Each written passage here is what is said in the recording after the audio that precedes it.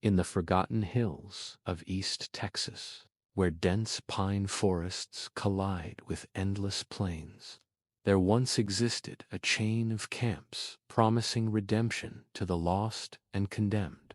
Between 1845 and 1881, more than 300 souls entered these so-called salvation camps, desperate to cleanse themselves of sin. Only a few ever walked out alive. Those who did whispered of brutal purification rituals so unbearable that death itself felt like an escape. When federal agents finally forced their way into these camps in 1881, they uncovered horrors beyond religious obsession. Hidden beneath the earth, they found a cemetery holding nearly 200 tortured remains. But it wasn't just the graves that revealed the truth. In the private ledgers of the Damnation Family, investigators discovered a criminal operation so vast, so meticulously crafted, it had thrived in secrecy for over 30 years. Tonight, we expose the full, unfiltered truth behind America's most successful serial killers of the frontier era, and the twisted form of salvation they sold to the hopeless and the damned. But before we unravel the dark legacy of the Damnation Family, I need to ask you, this story isn't for everyone. It's only for those willing to stare into the darkest shadows of American history. Are you one of them? If you can handle stories like this, hit that subscribe button and tell me in the comments what state you're watching from.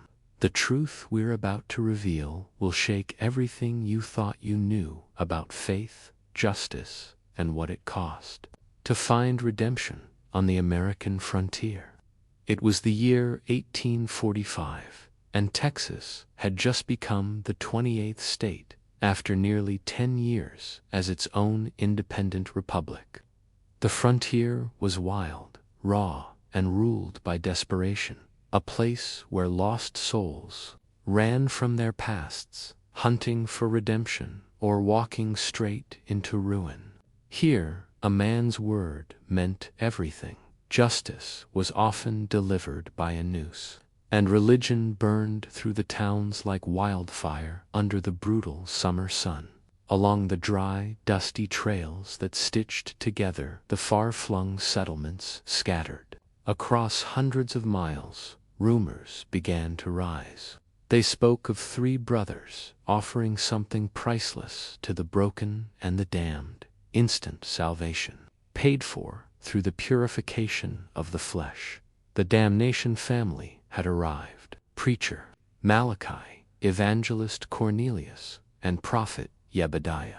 They came from Arkansas in the early spring of 1845, carrying glowing letters of support from Baptist and Methodist congregations all across the South. Malachi Damnation, the preacher, stood 6 feet tall, his sharp gray eyes piercing clean through a man's soul. His jet-black hair was always neat, not a strand out of place. His voice carried an eerie, almost supernatural tone that could break even the hardest men, leaving them sobbing like lost children. At 35, he was the oldest and easily the most magnetic of the 3 Damnation brothers, delivering fiery sermons that left crowds both trembling with fear and buzzing with strange excitement. Evangelist Cornelius, 2 years younger, had a gift that some called frightening: the ability to read guilt on a man's face like it was written in ink. He could point out a person's worst sins with such unsettling precision that folks whispered he wasn't just guessing, he was tapping into something beyond human. His lean frame and sunken cheeks only added to his image, making him seem almost ghostly, a man closer to the spiritual world than the living. Cornelius was the expert in what they called confession extraction, dragging the ugliest truths out of sinners, whether they wanted to speak or not. Then there was the youngest, prophet Jebediah, who swore his visions came straight from heaven. At 28, he was built like a blacksmith, his massive hands rough and scarred. Hands, he claimed, were blessed with the power to heal. But those same hands also carried out the physical torment required for what they called purification, making sure every sinner suffered exactly as much as their sins deserved. Together, the Damnation brothers set up a chain of so-called redemption camps hidden in the most forgotten corners of East Texas, where the cypress swamps bled into the endless pine forests, and civilization was little more than a fading memory. On the outside, the camps looked plain.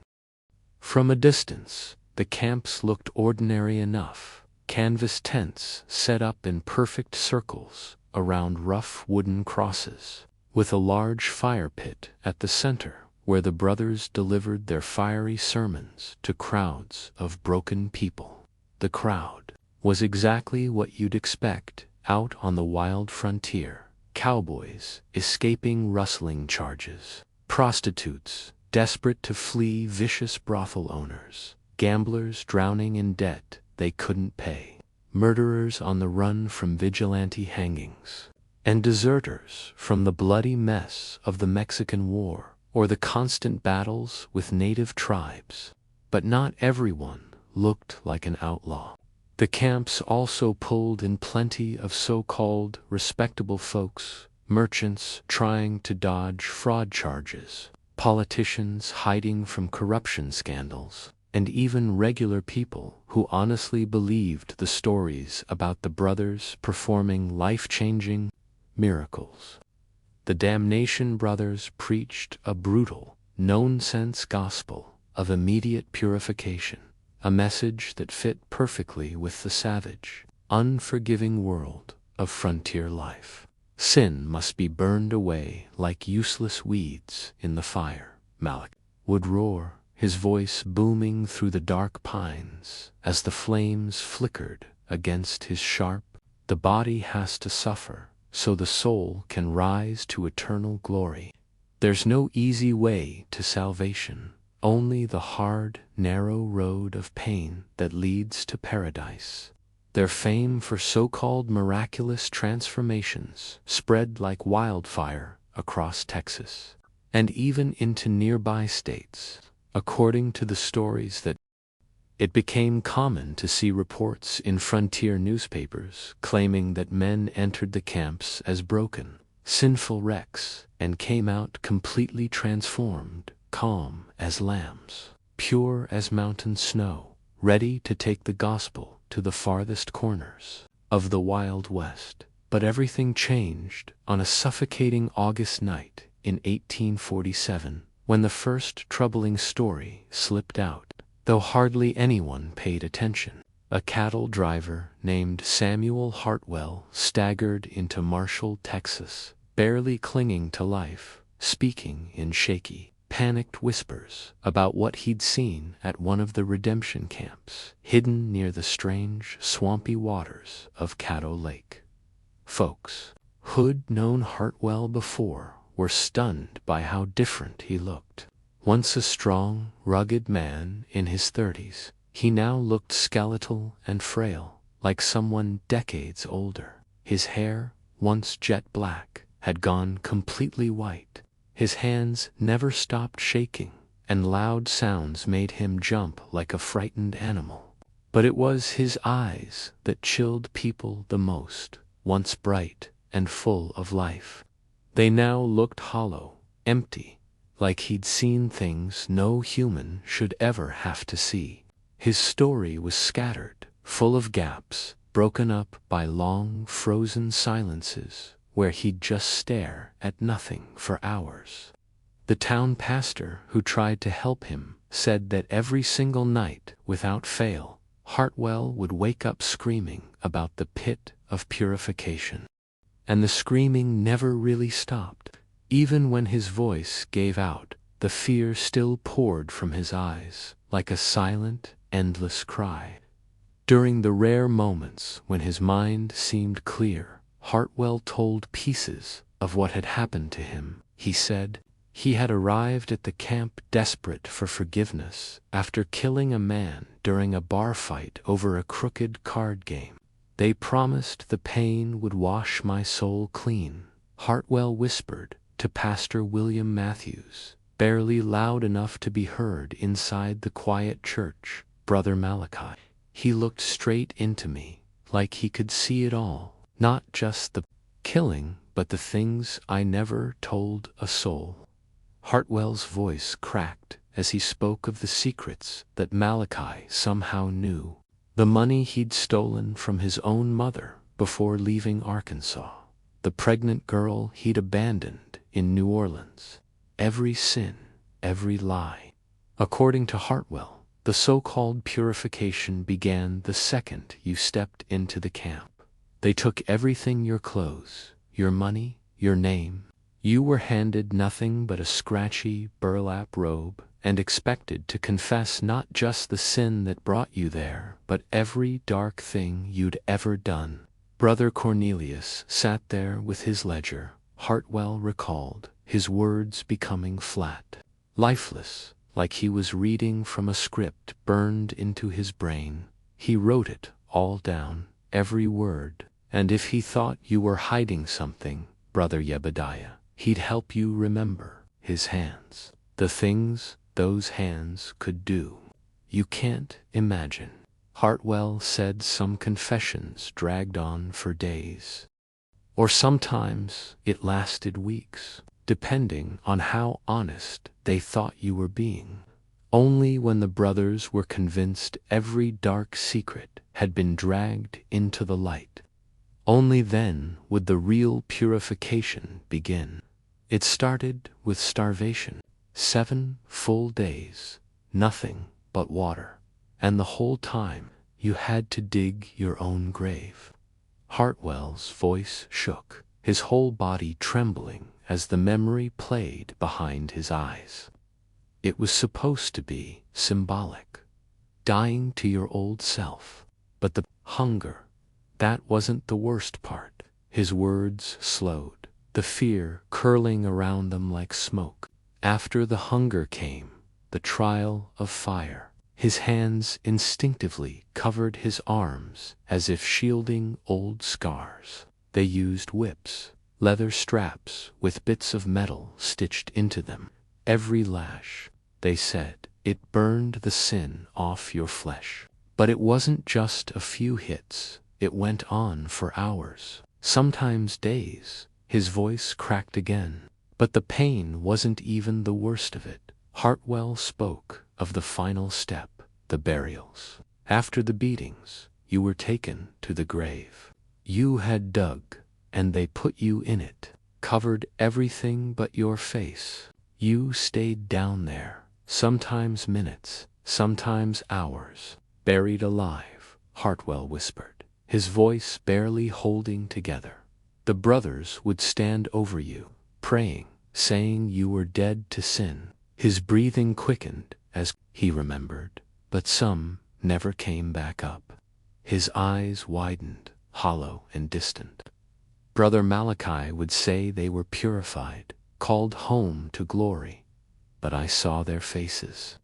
When they went under, there wasn't peace, only raw terror. But the most disturbing part of Hartwell's story wasn't the beatings or the grave. It was what happened to the ones who didn't survive. According to him, death during purification wasn't seen as failure. It was celebrated. The brothers believed it was the ultimate blessing, proof that a person had been completely cleansed, so pure that God had called them home early. They had a special ceremony for them, Hartwell said, his voice low and flat. Brother Malachi would stand over the grave, reading scripture, while Brother Yebediah shoveled the dirt, and when the grave was covered, they'd plant a wooden cross with the person's name on it. add them to what they called the roll of the redeemed. He paused, eyes glassy. They said those souls were the lucky ones, skipped purgatory, straight to paradise. Most folks in Marshall didn't buy Hartwell's story. They said it was just a broken man, too much guilt, too much frontier madness. No one had reported any missing people, and the Damnation brothers, their reputation was spotless.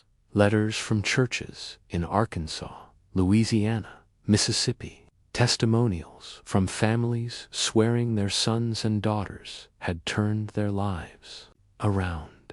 Even Sheriff Tom Bradley, tough as nails, seen it. Al shrugged it off. Frontiers full of sinners trying to outrun their past. The sheriff told Pastor Matthews, "Looks to me Hartwell just got religion the hard way." Folks, said Hartwell, just couldn't handle it. His mind snapped from the pressure. Sure, those revival preachers can get fired up, but murder, that's a serious accusation with no real proof. So the whole thing quietly disappeared. Within a month, so did Hartwell. Some folks said he'd headed west to California. Others claimed he slunk back to Arkansas in shame. But Pastor Matthews, he wasn't so sure. Something darker lingered in his mind. But with no body, no confession, there wasn't a thing he could do. Meanwhile, the camps kept going. No questions asked. Their reputation only grew stronger. More miraculous transformations, more sinners turned saints. Season after season, but Hartwell's vanishing. It wasn't the last. Over the next few decades, the same story kept repeating.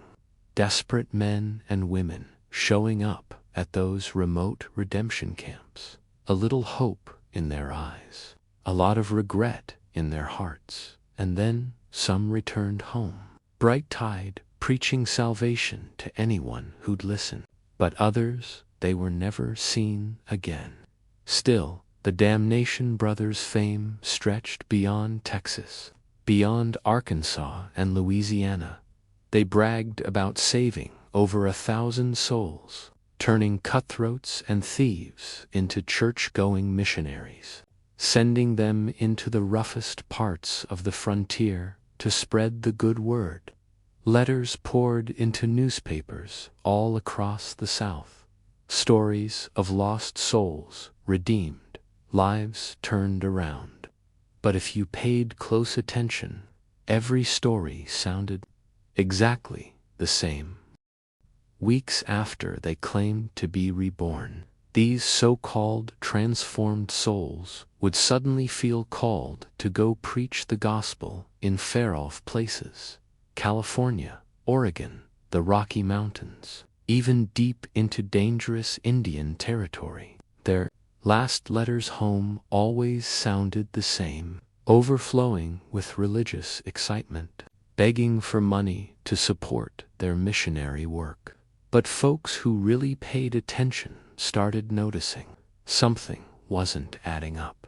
The redemption camps, they never stayed in one spot for long, always packing up after a few months and moving to a new, remote location. The brothers claimed it was because God had new sinners for them to save. But lawmen saw it differently. The constant moving made it impossible to track what was really happening.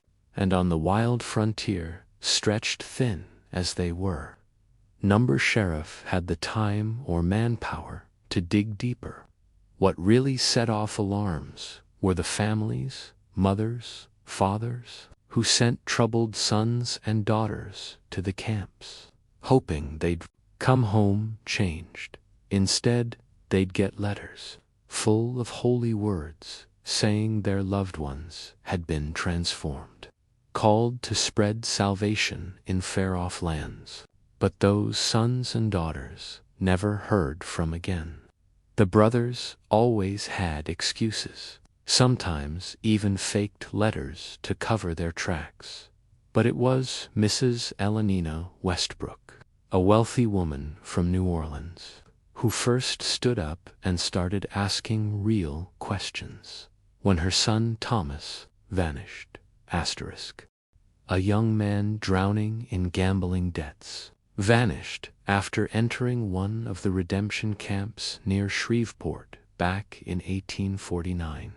At first, his mother got letters regularly, filled with talk of how he'd found salvation, how he felt called to bring the gospel to California. The letters were convincing, packed with little personal details only her son would know, even asking for money to support his missionary work. At first, I was relieved, Mrs. Westbrook later told investigators. Thomas had been headed down such a dark path. Those letters made it seem like he'd turned his life around. But then she noticed things, small details, the way certain letters were shaped, words and phrases Thomas never used. It looked like his handwriting, but not quite. Her gut told her something was wrong. So, Mrs. Westbrook hired a private investigator to track him down in California. And what they found? Nothing good. None of the missions or churches Thomas claimed to work at had ever heard of him. The addresses in his letters, fake, or occupied by strangers with no connection to him. As word spread, more families came forward with similar stories. And then Dr. Elizabeth Thornton, a traveling physician who'd treated survivors from the camps, started seeing a dark pattern in their symptoms. They showed signs of deep trauma. Dr. Thornton would later tell a federal tribunal, not the peace you'd expect from people who claimed to be spiritually reborn, but the vacant, haunted eyes of those who had lived through something unspeakable. The few who did return from the redemption camps weren't the proud converts the brothers bragged about. They barely spoke, flinched at loud sounds, and carried the kind of weight only those with terrible secrets understand. The most chilling thing, none of them would talk about what really happened in those camps. It was like they were bound by some dark promise, or too afraid to speak.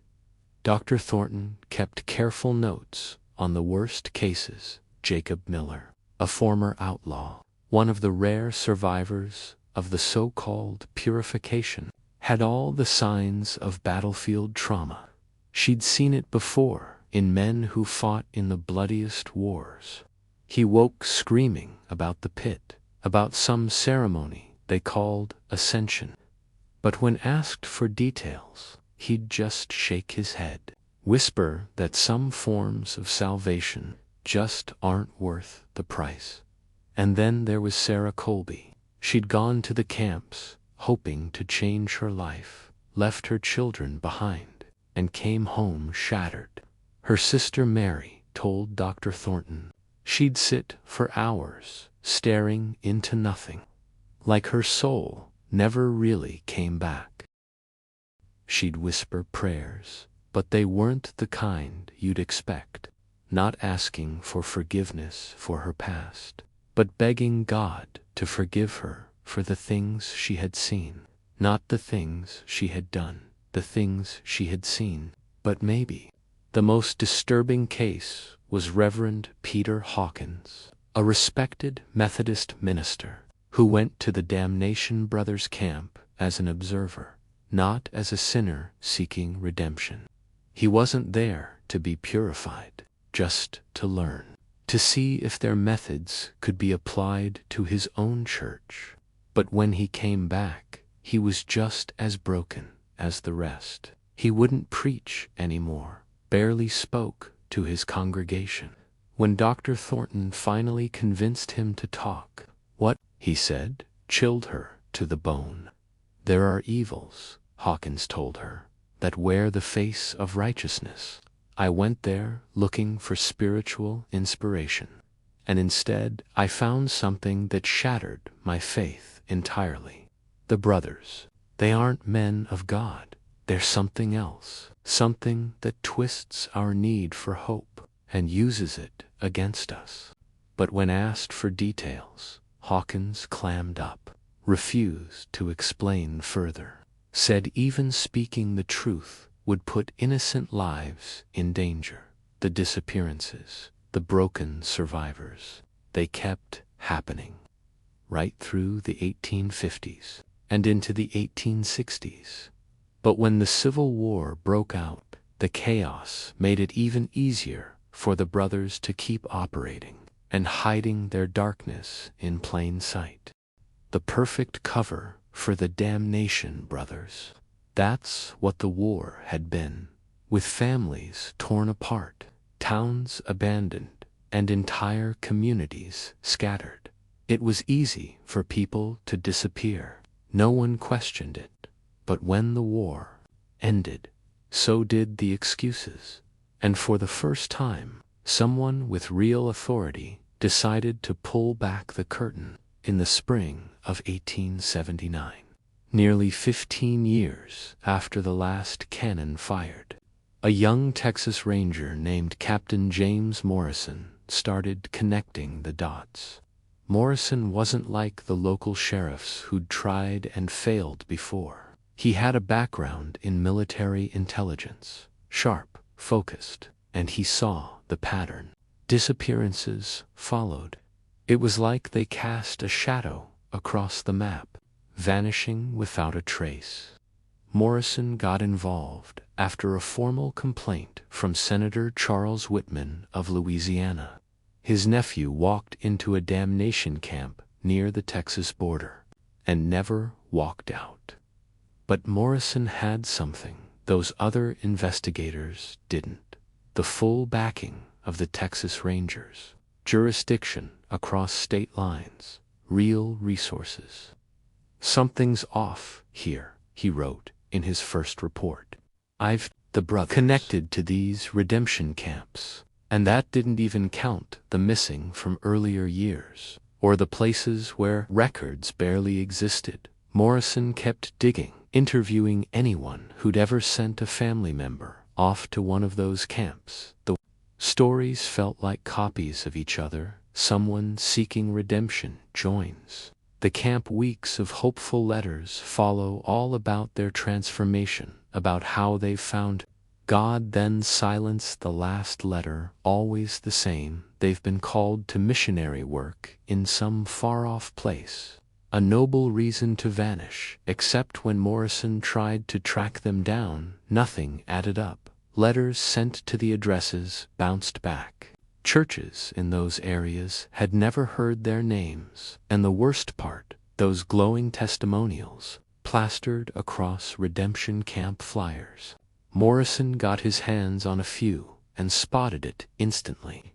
Identical phrases, identical mistakes. Whoever was writing those letters wasn't even trying that hard to make them believable. Someone was fabricating it all. "We've got fraud, at best," Morrison wrote to his commanding officer, "and at worst, something darker than I care to name." But the real break came late one night when Morrison met Tobias Fletcher, a wiry man with eyes that looked like they'd seen hell. Jefferson, Texas. Fletcher was drunk and slurring his words, but the pieces of his story still came together in a way that made Morrison's skin crawl. Fletcher said he'd worked for the Damnation Brothers for nearly 2 years back in the mid-1870s, digging graves, building fences, doing whatever was needed. "I thought it was holy work," Fletcher mumbled, hands trembling as he tipped his bottle. "Brother Malachi told me I was chosen to help purify lost souls, but some of those graves weren't empty displays. They stayed filled for good.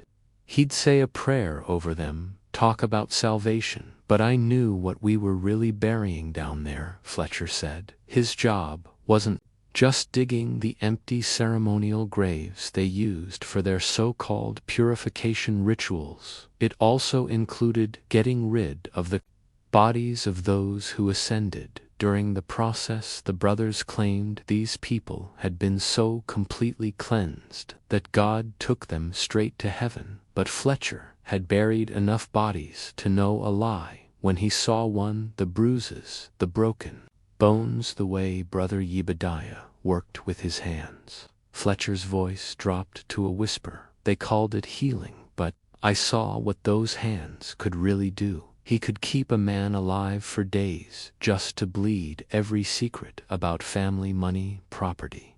Then when they got what they wanted, he made sure they never talked again. Fletcher described a system that was far more organized and terrifying than simple murder. The brothers didn't just kill their victims, they squeezed every drop of useful information from them: first names of relatives, property deeds, hidden savings, business partners. They made it all part of their twisted game. Fletcher explained how after the torture sessions, the brothers would send carefully written letters to the families, fake letters full of lies about missionary work and spiritual calling.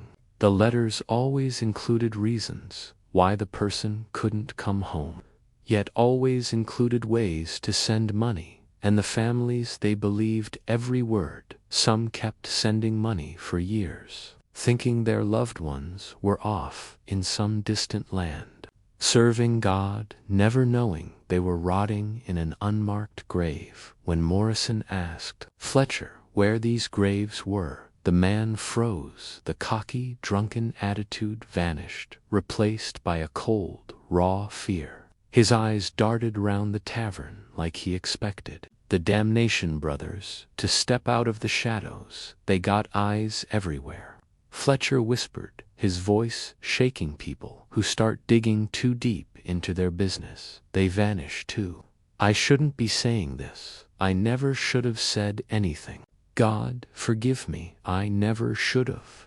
Fletcher left the tavern that night. No one in Jefferson saw him again. Some say Fletcher had given him just enough to narrow the search, a patch of desolate land near the Louisiana border, where the brothers had supposedly set up their newest camp. It wasn't much, but it was a start, and it confirmed Morrison's worst suspicions. With this disturbing new information and mounting evidence, Morrison knew he couldn't sit back any longer. He quietly assembled a small team of Rangers men he trusted. Caddo Lake, where the Damnation brothers were rumored to be hiding in plain sight, the route took them deep into the unforgiving Texas wilderness. Thick forests, so dense they blocked out daylight, and swamps that seemed to swallow every sound.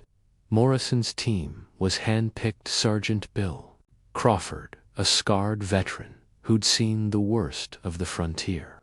Corporal Miguel Santos, a former vaquero with tracking skills that bordered on supernatural, and Private David Thompson, a young sharpshooter whose steady aim had already saved lives.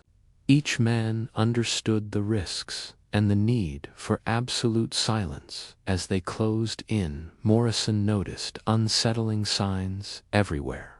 The land itself felt wrong, like it was holding its breath. Wrong with the place. The wildlife had all but vanished. Even the constant buzz of mosquitoes and flies that usually filled the sticky East Texas air was missing. The few settlers they passed along the way looked at them with wary eyes and spoke in hushed tones, warning them to turn back. Ezekiel Marsh, an old trapper they met at a small trading post near Marshall, summed it up best. "Ain't nothing good grows out by that lake," he muttered, chewing on a strip of dried meat. "Been walking these woods longer than most of you been breathing, and I know cursed land when I see it. Animals steer clear, plants die in the soil, and those who linger too long, well, they change or they don't come back at all." Morrison listened carefully. Marsh's stories lined up with the other reports: twisted trees, dead patches of earth, and an eerie quiet that set your teeth on edge, some blamed Indian burial grounds or old ghost stories, but Morrison had a different theory: decomposing bodies, lots of them, enough to poison the soil and drive away the animals. The team set up camp a few miles from where the latest redemption camp was supposed to be located. They planned to watch from a distance, collect evidence, and only strike if they were sure Morrison wasn't going in blind. Credentials and reputation for charity work made it nearly impossible to bring charges without hard evidence. The first night in the woods near the camp, the rangers heard exactly what they feared. Drifting through the trees on the humid night air came muffled screams, cries for help, and eerie chanting in a language none of them understood. It wasn't just the sound of pain. Morrison later noted in his report, it was deeper than that, like the soul itself was being tortured, begging for a release. That never came. Even worse, the sounds would suddenly stop, then hours later start all over again, as if someone was intentionally stretching the suffering into something far beyond human endurance.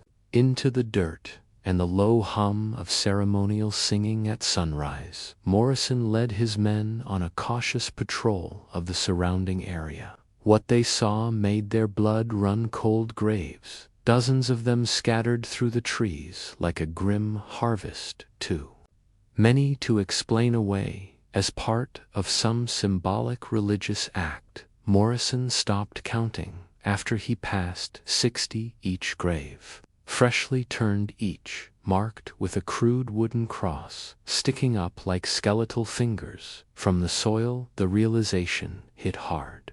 This wasn't just fraud, this was something far darker.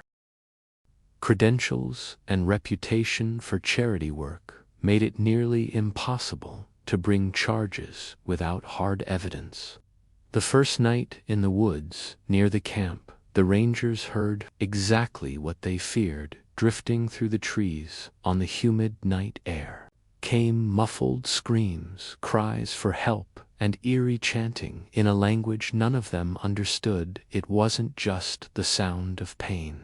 Morrison later noted in his report, it was deeper than that, like the soul itself was being tortured, begging for a release.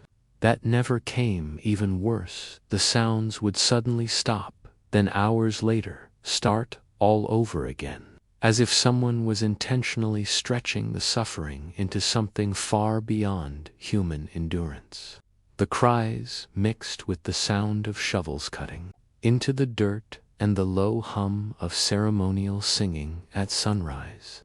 Morrison led his men on a cautious patrol of the surrounding area. What they saw made their blood run cold. Graves, dozens of them scattered through the trees like a grim harvest, too many to explain away as part of some symbolic religious act. Morrison stopped counting after he passed 60, each grave freshly turned, each marked with a crude wooden cross sticking up like skeletal fingers from the soil. The realization hit hard.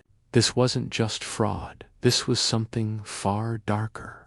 Screaming suddenly stopped, replaced by a silence so heavy it felt like the entire forest was holding its breath. Was no saving that poor soul now. All they could do was focus on gathering the proof needed to stop this nightmare once and for all. Morrison signaled to his men, spreading them out around the edges of the camp. For hours they watched, documenting every detail. What they saw was beyond anything they had imagined. The Damnation brothers ran their operation like a well-oiled machine, their daily schedule executed with military precision. It was clear this wasn't some disorganized cult.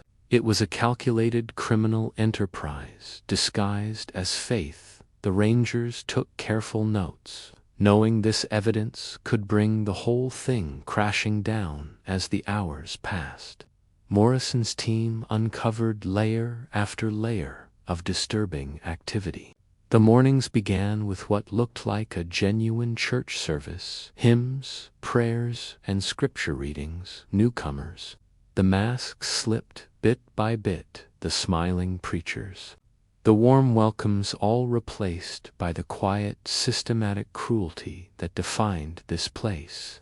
Way to something far darker, private counseling sessions would follow where Brother Cornelius would pull deep confessions from the new arrivals. These sessions dragged on for hours, and the rangers could hear the terrified voices pleading from within. The tent Morrison took careful notes in his logbook. Brother Cornelius claims to have divine insight, but I'm certain his knowledge comes from more human methods, fear, exhaustion, and brutal mind games. The brothers weren't just after sins, they wanted secrets. They used those confessions to map out their victims' lives, everything from hidden money to family details and anything else they could exploit. They crafted fake letters sent to families, making them believe their loved ones were alive long after they were gone. Private Thompson, who had the closest vantage point, reported what he saw from Brother Yebedia's so-called healing tent. It wasn't healing at all. It was pure torture, designed to crush the victim's will. He's got tools straight out of a nightmare, Thompson whispered. One-night tools meant to keep someone alive and suffering for hours on end, and Brother Jebediah knew exactly how to use every single one of them. Killing too quickly. The most unsettling part of the brothers' operation was how organized it all was. They weren't improvising this, they had clearly perfected these methods over years, maybe decades, getting better at pulling secrets out of people. Faking letters and making bodies vanish. The camp Morrison's team watched wasn't their first. It looked like the latest version of a sick business model they'd run many times before. On the second night, the rangers witnessed what the brothers called a ceremony of ascension, basically their polite term for murder. A prisoner who'd already been through days of torture was dragged to the middle of the camp. Brother Malachi preached a long sermon about the beauty of spiritual cleansing. The victim, barely conscious, clearly beaten and broken, was then ceremonially freed from earthly suffering by Brother Jebediah. They're not killing in a crazed religious frenzy, Morrison wrote in his log. This is calculated, cold-blooded murder, done with the efficiency of a company. The sermons and rituals are just a cover to hide the truth and help the others pretend the victims didn't just disappear. The ritual ended with the victim being dumped into one of those numbered graves. Brother Malachi calmly recorded the event. Ascension in a leather-bound ledger. The rangers realized they were watching the final piece of a twisted system that had probably played out hundreds of times over the last 30 years. But Morrison's team soon found proof that the brothers' crimes weren't just about murder for money hidden in the woods around the camp. They discovered what looked like a secret workshop used to forge documents and plan other illegal operations. It was clear the brothers weren't only killing, they were involved in everything from making fake money to running scams across multiple states. We're not just looking at killers, Morrison said after going through the evidence. This is one of the most organized criminal networks in American history. These men have been using religion to cover every crime you can imagine, and they've been doing it for decades. On the third day of watching the camp, Morrison's team saw something that forced them to stop waiting and act. A family of 4, mom, dad, and 2 little kids, showed up, asking for family purification for what sounded like small mistakes. The moment Morrison saw those kids being led into the camp, he knew they couldn't wait for backup or more proof. I wasn't about to sit back and let Those kids become the next victims, Morrison later said to Asterisk. His superiors, we had enough evidence to prove their guilt, and we had a duty to protect innocent life. Morrison's plan was simple: arrest the brothers during their evening service, when all three would be together and easier to grab. But the Rangers quickly learned the Damnation Family was way more dangerous than they thought. The brothers had clearly prepared for law enforcement, showing up when Morrison's team moved in to make the arrests. They ended up facing not just the brothers, but also several heavily armed guys pretending to be camp workers. What followed was an intense gunfight that lasted nearly an hour. Two of the armed accomplices were killed, and Sergeant Crawford got shot during the battle. The Rangers were shocked to see that some of the camp's penitents were so mentally broken from the torture they actually tried to protect the very people who had hurt them. These poor souls, suffering from what we now know as severe psychological manipulation, believed stopping the brothers would doom them forever. They begged us not to hurt their saviors, Private Thompson reported. Some even threw themselves in front of us to shield the brothers, convinced we were some kind of evil, trying to ruin their purification. It was honestly the most disturbing thing I've ever seen. The brothers themselves turned out to be way more dangerous than we expected. Brother Malachi was a skilled shooter, clearly someone with combat experience, while Brother Jebediah's huge size and insane strength made him a threat even without a weapon. Brother Cornelius wasn't as physically scary, but he had this creepy talent for messing with people's heads. Even during the fight, he used mind games to throw the Rangers off. The real break came when Morrison got inside the tent where the brothers kept their records. What he found was shocking. Not just a list of all their crimes, but proof of who they really were. Turns out the Damnation name was totally fake. The brothers were actually the Blackwood family, wanted for murder and fraud all over Arkansas, Louisiana, and Mississippi. Everything about them was made up. Morrison found fake names, fake religious papers, fake stories, all carefully planned to hide their true selves. They weren't crazy cult leaders. They were cold-blooded criminals who used religion as the perfect cover, with their real identities exposed and their secrets in law enforcement's hands. The brothers started to fall apart one by one. They were caught, but not before Brother Cornelius tried to escape by grabbing one of the kids. Meticulous and damning, their ledgers were packed with detailed info on over 400 victims, everything from names and backgrounds to how they were killed. At this, since at least 1843, 2 years before they even showed up in Texas, they treated it like a business. Morrison explained each victim got a number. They tracked it all, how much cash they squeezed out, what they learned from them, even which torture methods worked best on different types of people. It's the most cold, calculated system of murder I've ever seen.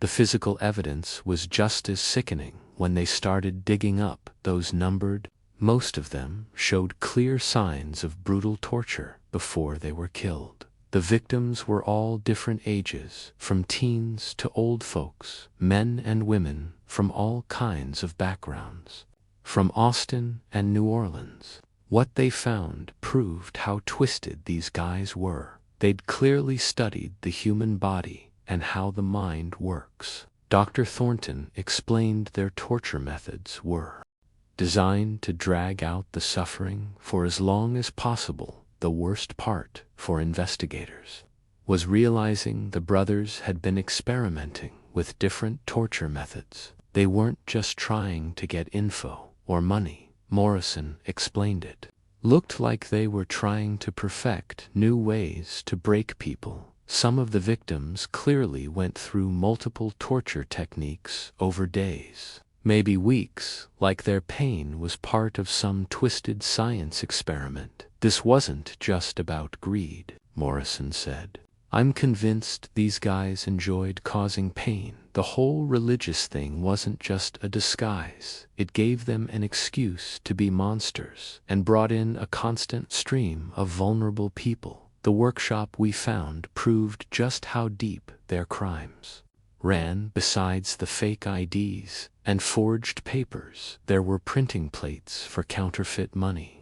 Stolen religious relics turned into torture tools and maps showing other camps they'd set up all over the South. But maybe the creepiest thing we found was this homemade manual written by Brother Malachi. It explained exactly how to spot weak, desperate people and how to exploit them. The manual included profiles of different victim types, psychological tricks to gain trust, and step-by-step guides for squeezing every last bit of value from a person before killing them. They had literally turned human exploitation into a science, Dr. Thornton explained. After reading the manual, every part of their operation was designed for maximum profit, with minimum chance of getting caught. It's the most organized form of evil I've ever seen. The full reach of their network started to show when we dug into their letters. The Damnation brothers weren't acting alone. They were tied into a bigger criminal web made up of forgers, scammers, and even dirty cops paid off to stay quiet. But the crimes didn't stop at that one camp. As news of the arrests spread, more information flooded in from all over the South. Letters described similar camps and unexplained disappearances going back years, even decades. Mrs. Catherine Phillips from Mobile, Alabama, contacted us about her husband vanishing in 1852 after attending a so-called purification camp run by 3 brothers, matching the Damnation's description. Samuel's letters kept coming for nearly 2 years. After he left for the camp, his mother explained the letters talked about his missionary work in California and asked for money to help spread the faith. They sent over $800 before the letters suddenly stopped. Similar stories came out of Louisiana, Arkansas, Mississippi, even Indian Territory. Everywhere the same pattern: camps that stayed for 6 to 12 months, always somewhere isolated, always leaving behind vague stories of saved souls and missionaries who vanished. The investigation showed the brothers had mastered using the poor communication of the frontier to their advantage. By hiding in remote areas and always moving, they stayed one step ahead of the law, Morrison wrote. In his final report, they picked their locations with care, looking for places where local officials were overwhelmed or easily bought off, and they always left before anyone could connect the dots. They'd even built ties with corrupt officials who gave them early warnings about investigations and helped create their fake reputations. Some sheriffs, judges, and even preachers were eventually exposed as part of the cover-up. They had taken bribes to write glowing letters of support or to ignore reports of strange disappearances. The amount of money stolen was shocking. Investigators figured the brothers had scammed over $50,000 from desperate families through their fake missionary letters. A huge amount for that time. It represented the entire life savings of hundreds of people. But the emotional damage was even worse. Families all across the South had believed their sons and daughters were spreading the gospel and doing good work, only to find out they were murdered just days or weeks after arriving at the camps. The truth didn't just shatter families, it devastated whole towns that had proudly supported what they thought was a righteous cause. Do you believe people can be capable of such cold, calculated cruelty? The Damnation Brothers' story forces us to face disturbing questions about the darkest parts of human nature. Tell me what you think in the comments, and if this story hooked you, like it has thousands of others, tap that like button and subscribe for more dark mysteries from America's past. Now let's get into how the brothers finally faced justice. The growing evidence and public outrage guaranteed that the trial of the Damnation Brothers would become one of the most talked about legal battles in frontier history. It quickly turned into one of the biggest criminal trials Texas had ever seen. Every day, the courtroom was packed with people, reporters, and families of victims who had traveled from all over the South, desperate to see justice served. The prosecution, led by District Attorney Robert Maxwell, had the difficult job of proving crimes that stretched across nearly 40 years and several states. The biggest challenge was that many witnesses were dead, and most of the case relied on the brothers' own detailed records. Gentlemen of the jury, Maxwell began in his opening statement, "You're about to hear about crimes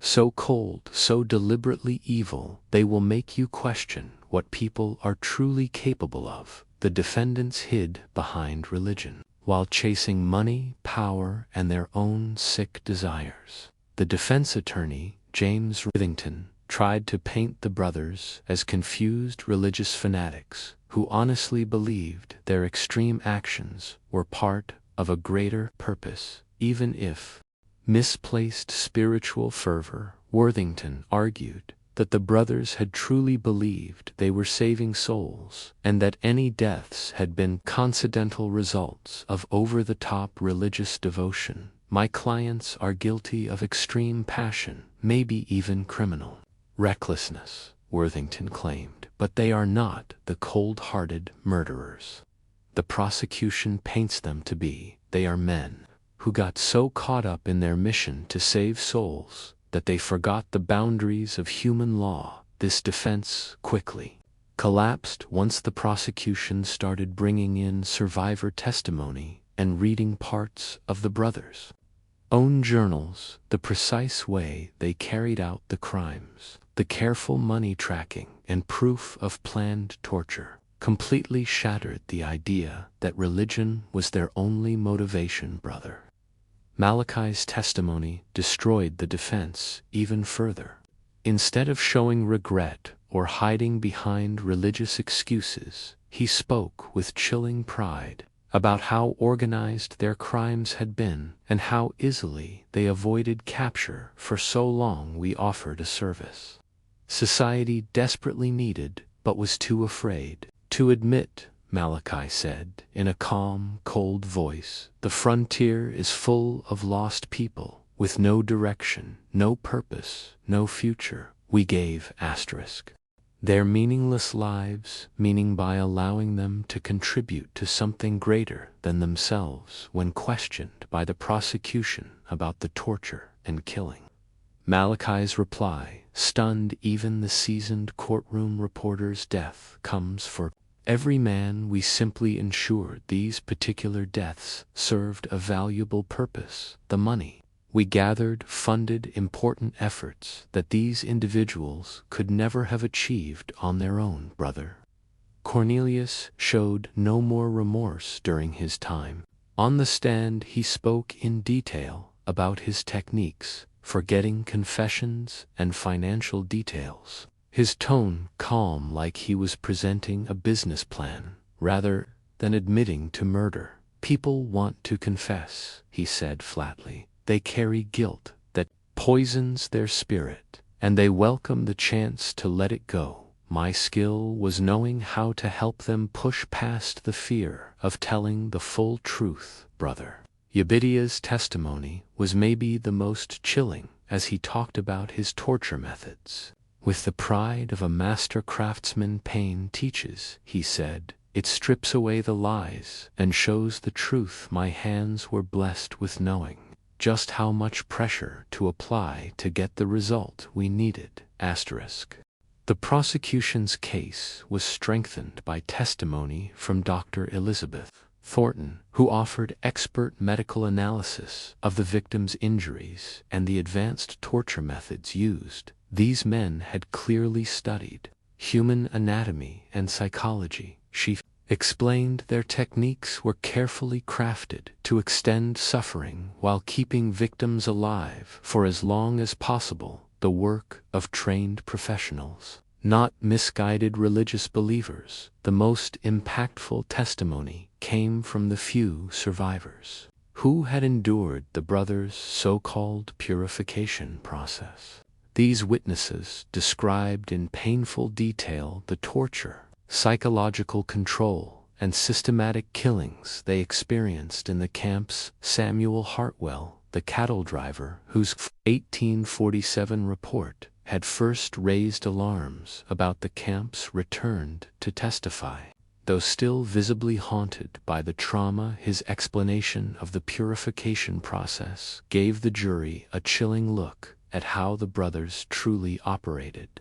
"They didn't just want to kill us," Hartwell whispered, his voice thin in the tense courtroom. "They wanted to completely destroy us, body, mind, and spirit. The torture wasn't just for information, they took pleasure in our pain," other survivors confirmed Hartwell's account and added more disturbing details about the brothers' brutal techniques. Rebecca Marsh, a former a prostitute who survived nearly a month in one of the camps, described how the brothers used mental manipulation to wear down their victims' defenses. "They told you the pain was part of your redemption," she recalled. "They convinced you that the torture was a blessing, that you should be thankful for it. By the time they were done, you believed that dying was the only relief and that believing it made you worthy of salvation." Maybe the most unsettling witness was Jacob Wheeler, a former associate who had assisted the brothers with their document forgeries before turning against them and escaping. Wheeler exposed the inner workings of their criminal operation and the careful planning behind it. They had every detail figured out.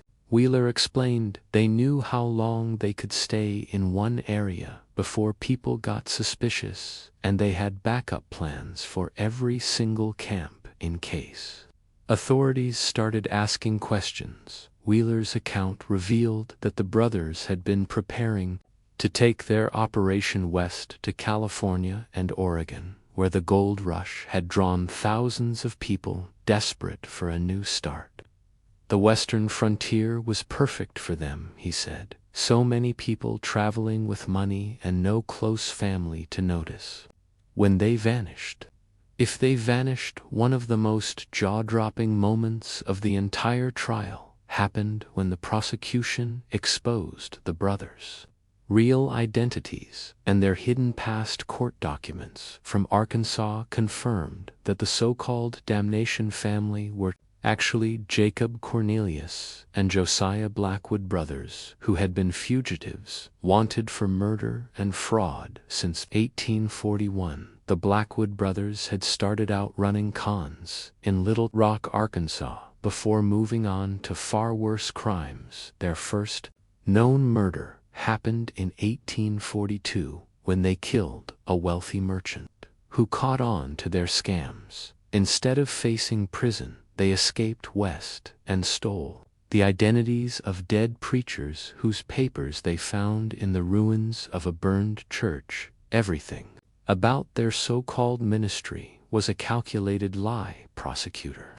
Maxwell announced to the shocked courtroom. They learned enough real religious language and customs to trick even experienced church leaders. Their entire reputation as the Damnation Family was a fake front, carefully designed to hide their criminal empire. The truth explained all the odd details that had puzzled investigators for years: their strange teachings, their refusal to work with other pastors, their constant relocation. All made sense now.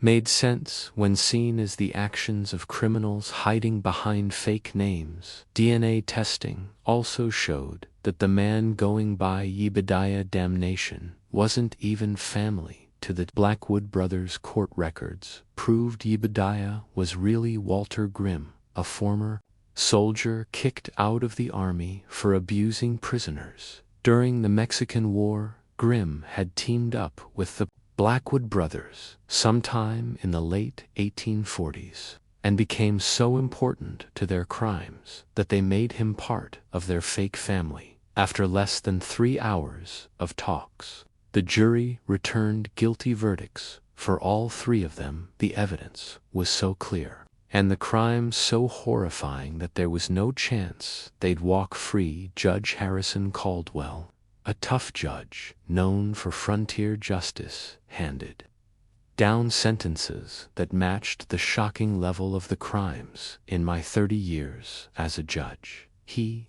said, I have never seen evil so carefully planned, so cold. Your crimes are not just murder and fraud. They are an attack on everything that keeps society from falling apart. Jacob Blackwood, known as Brother Malachi, was sentenced to death by hanging for 17 counts of first-degree murder. Cornelius Blackwood, known as Brother Cornelius, got same sentence for 12 counts of murder and numerous counts of fraud and torture.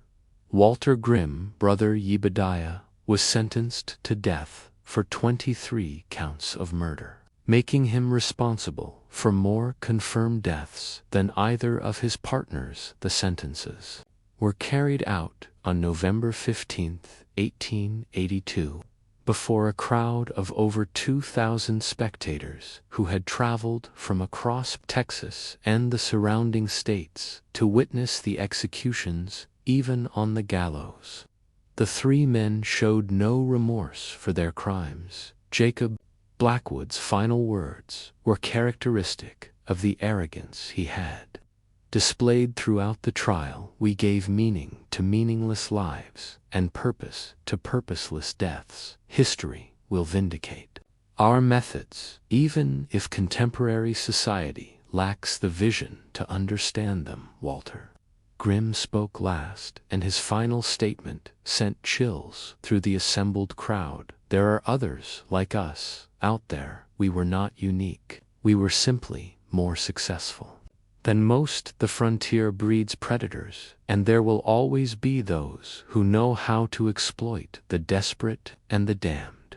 The Damnation case became a turning point in frontier law enforcement, leading to new requirements for religious organizations operating in remote areas and increased cooperation between law enforcement agencies across state lines. The case also highlighted the vulnerability of isolated populations and the need for better communication systems to track criminal activity across jurisdictions. Dr. Elizabeth Thornton used her experience with the case to write one of the first comprehensive studies of criminal psychology, focusing on the methods used by systematic killers to identify and exploit vulnerable victims. Her work became a foundation for modern criminal profiling and victim advocacy programs. The financial impact of the brothers' crimes extended far beyond their immediate victims. Families across the South who had been sending money to support fictional missionary work found themselves financially ruined. Several communities that had taken pride in supporting what they believed was important evangelical work were left devastated by the revelation that the contributions had been funding murder and torture. Captain James Morrison was promoted to major and placed in charge of a new multi-state task force designed to investigate criminal organizations operating across state lines. His methodical approach to the Damnation investigation became a model for complex criminal investigations throughout the American West. The sites of the brothers' camps remained largely abandoned, avoided by locals. Believed the ground itself had been cursed by the atrocities committed there even today, more than a century later. Some of the remote areas of East Texas, where the Damnation Family operated, are said to be haunted by the spirits of those who sought salvation and found only horror. The story of the Damnation Family forces us to confront uncomfortable truths about human nature and the potential for evil that exists within seemingly civilized society. Their crimes were made possible not only by their own depravity, but by a social system that failed to protect its most vulnerable members. The brothers succeeded for so long because they understood how to exploit the gaps in frontier society, the poor communication between jurisdictions, the reluctance to investigate the disappearance of social outcasts, and the general assumption that religious activities were inherently benevolent. They turned society's best impulses, faith, hope, and the desire for redemption, into weapons against the very people who most needed protection. Perhaps most disturbing is the realization that the Damnation brothers were not aberrations or anomalies, but products of a system that created ideal conditions for their type of predatory behavior. The frontier's combination of isolation, desperation, and weak law enforcement created opportunities that were inevitably exploited by those willing to embrace absolute evil. Their story is proof that sometimes the scariest monsters look just like the people we trust the most, and the biggest threats hide behind promises of hope and redemption. In a world where everyone's searching for purpose, meaning, and belonging, there will always be predators ready to sell fake salvation at the highest price. The Damnation Family pretended to save lost souls, but in the end, they showed the world that some kinds of damnation are far worse than anything their victims had ever done. Their legacy isn't in history books. It's buried in unmarked graves scattered across the wild American frontier, a chilling reminder of how dangerous blind trust can be. But what about today? Do you think this level of evil still exists in the world, or were the Damnation brothers just a product of their time and the chaos of the Old West? Drop your thoughts down in the comments. We want to know your take. If this story gave you chills like it did for thousands of others, hit that subscribe button and turn on notifications, because trust me, the dark side of history still has so many secrets to reveal. Share this video with someone who's into creepy true stories, and remember, real evil doesn't always look like a villain. Sometimes it looks like salvation. Until next time, stay sharp. And don't let anyone twist your faith for their own dark reasons.